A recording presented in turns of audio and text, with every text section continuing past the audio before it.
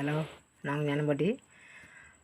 அப்படி ஒன்றுமே கேட்க மாட்டேக்கா. இவங்களுக்கும் வீட்டையும் நாங்களும் சொல்லி பார்த்தோம், வேண்டாக்கா விட்டுருங்க, விட்டு பிடிங்க நீங்கள் அப்படின்னா அதுவும் விட்டு பிடிக்க மாட்டேக்கு கிடந்து சங்கடப்பட்டு கிடக்கு.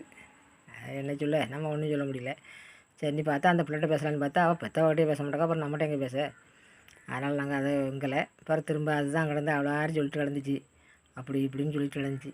கடைசியில் இங்கே பிரச்சனையை பார்த்தீங்கன்னா, இங்கே இந்த பிள்ளை இதில் பெரிய பிரச்சனை, சரியான பிரச்சனை.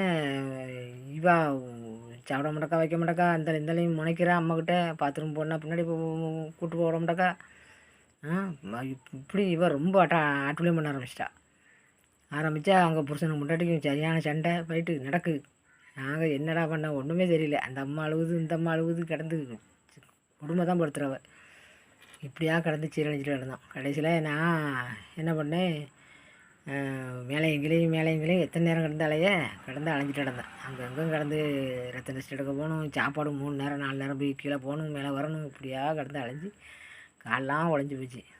இதால் போய் காலையில் இட்லி வாங்கிட்டு வந்திருக்கேன்.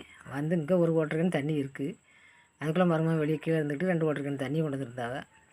கொண்டு வந்து அங்கே நிற்காவ. அப்போ நான் கொண்டு வந்து ரத்த டெஸ்ட்டை கையில் கொடுத்துட்டு வந்து தண்ணியும் சாப்பாடையும் வச்சுட்டு உட்காந்தேன். யார்கிட்டயோ பேசலாம் போகிறான்ட்டு எங்கள் வீட்டு அம்மா அதை இளங்கமணி எங்கேயும் பேசலாம் உட்கார போகிறாவ அப்படின்னு சொல்லிட்டு என்ன செஞ்சுட்டாவா, நேராக ஏம்மா நீங்கள் வெய்ய கீழே அங்கே எங்கள் வீட்டுக்காரர் தண்ணி வச்சுருக்காவா, போய் வாங்கிட்டு வந்துருக்கேன்ட்டு.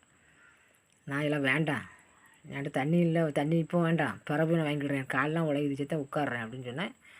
உட்காரடான்னுட்டேன். போய் வாங்கிட்டு வந்து உட்காருங்க போங்க அப்படின்ட்டேன். அந்தால நானும் இனிமேல் என்னடா பண்ணான்ட்டு நானும் கிளம்பிட்டேன். கிளம்பி போனால் செத்த நேரத்தில் போய் தண்ணியை வாங்கிக்கிட்டு இந்த கையில் தண்ணி, 2 கையிலையும் 2 லிட்டர் 4 லிட்டர் தண்ணி, ஒரு கரும்பு ஜூஸு, ஒரு என்னது கேன்பேக் ஒன்று, ஒரு கேன்பேக் ஒன்று கையில் ஒன்று வச்சுட்டு அடிச்சலைவேன். ஒரு கேன்பேக், அதுக்குள்ளே சுகர் மாத்திரை, அந்த ஆஸ்பத்திரி போகிற சீட்டு, பைசா, இப்படி கண்டது எழுதி உள்ளே இருக்கணும். எங்களாம் கேன்பேக்குள்ளே இருக்குது. அதையும் கையில் வச்சுருக்கேன். இந்த கையில் அந்த ஒரு ஓட்டிருக்கேன்னு, இந்த கையில் ஒரு ஓட்டிருக்கேன்னு, இப்படி இப்படி இப்படி நெஞ்சோடு சேர்த்து வச்சுருக்கேன். வச்சுக்கிட்டு நான் வரேன். எனக்கு ஒரு பின்னாடி ஒரு பொம்பளையால் வருது.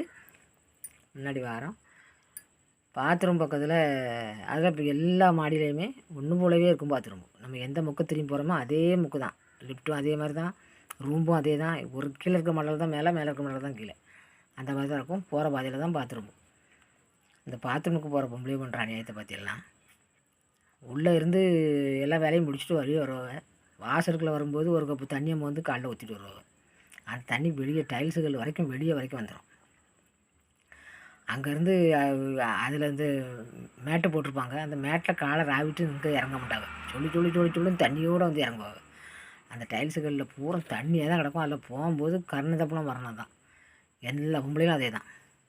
அதை தாண்டி போடுறதுக்குள்ளே பெரிய சங்கடம். இதில் பக்கத்து வீட்டில் அந்த பக்கத்து ரூமில் தான் இருந்திருப்பாங்க குழந்தம்மா. அந்த மாடியில் நான் ஃபஸ்ட்டு மாடியில் தான் போகிறேன். முதல்ல ஏறுறது தான் போகிறேன். அந்த பிள்ளைகள் வெளியே அந்த உட்காந்துருக்க பிள்ளைகளை தாண்டி உள்ளே போகிறேன். அந்த அம்மா பாத்ரூமில் கொண்டு மாமியாரை கொண்டு பாத்ரூமில் உட்கார வச்சுட்டு கீழே இறங்கியிருக்கும் பொழுது இந்த டைல்ஸுகளில் தண்ணி இருந்துச்சா, அது காலம் ஈரமாக வழுக்கணும். அது அடித்து புரண்டு உள்ள போது மருமகாரி நெஞ்சோடு சேர்த்து பிடிச்சிட்டு 2 பேரும் சேர்ந்து விழுந்தாவ. கீழே விழுந்தா அந்த அம்மா மருமகளுக்கு குண்டி அடிச்சுட்டு அந்த சோமலாத பொம்பளை அந்த நெஞ்சில் கிடக்கு. அது மேலே செவத்தோடு தலையை அடித்து அப்படியே உட்காந்துட்டு நான் இதை பார்த்த உடனே ஐயோ அப்படின்ட்டு அலறிக்கிட்டு என்ன செஞ்சுட்டேன், காலை தூக்கி டக்குன்னு வேகமாக வச்சேன்னா எனக்கு வலிக்கி விட்டு அடித்து அடித்து விழுந்த வேகத்தில் உதடுலாம் வெட்டி கீழே டைல்ஸில் போய் கீழே மூஞ்சி அடித்து மேலே வந்துச்சு. அவ்வளோந்தான், செத்த நேரம் தான். ஒரு செகண்டுக்குள்ளே என்னமோ ஆகிடுச்சு. எனக்கு ஒன்றுமே தெரியல. கிரு நம்ம இருந்துச்சு, இருந்துச்சு. அவ்வளோதான். அந்தளவு ஒரு மாதிரி ஆகிட்டு உடம்புறம் மூஞ்சிலேருந்து சலன்னு ரத்தம் வடி, உதடு வெட்டி மலத்திட்டு 2 பல்லு கிட்டுன்னு ஆடிட்டு கீழே அடியில் உள்ள பல்லு ஆடிட்டு மூக்கு அடியில் மூக்கு தன்னால் சப்பியே போச்சு. அந்த மாதிரி ஆகிட்டு இந்த பிள்ளைகள் எக்கான்ட்டு ஓடிய வந்து 2 பிள்ளைகளும் அதில் உட்காந்துருந்த பிள்ளைகள் ஓடி வந்து பல தூக்கி என் சேலை முந்தானியை வச்சு, அதுக்கு துணி கையில் கிடைக்கல, சேலை முந்தானியை வச்சு மடன்னு என் வாயை துடைக்குவேன். வாயை துடைக்குது. எனக்கு எக்கா எக்கான்னு தண்ணி ஏக்கா தண்ணி தண்ணி தண்ணி பக்கத்தில் பின்னாடி இந்த பொம்பளாட்ட கண்ணி கேட்காவ அவள் ஒரு முடக்கு தண்ணி கொடுக்க மாட்டான்ட்டானாச்சு.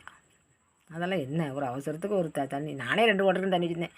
என் கேன் எங்கேயோ உருண்டு போயிட்டு நான் விழுந்த வேகத்தில் உருண்டு அங்கே போயிட்டு இந்த பிள்ளை தண்ணி தண்ணின்னு கேட்க தண்ணி கொடுக்கல. அந்த பொம்பளை என் மருமையும் ஒயாமல் தண்ணி கேட்டால் ஏசுவாவா நீங்கள் வளர்த்தும் காலி பண்ணி அப்படின்ட்டு அந்த பிள்ளையில வச்சுருந்த தண்ணி சாப்பிட்றதுக்கு வச்சுருந்த தண்ணியை கொண்டு தூக்கிட்டு ஓடி வந்து என்னை தொளிச்சு என்னை குடிக்க தந்து நெஞ்சு தடவி தடவி விடுது.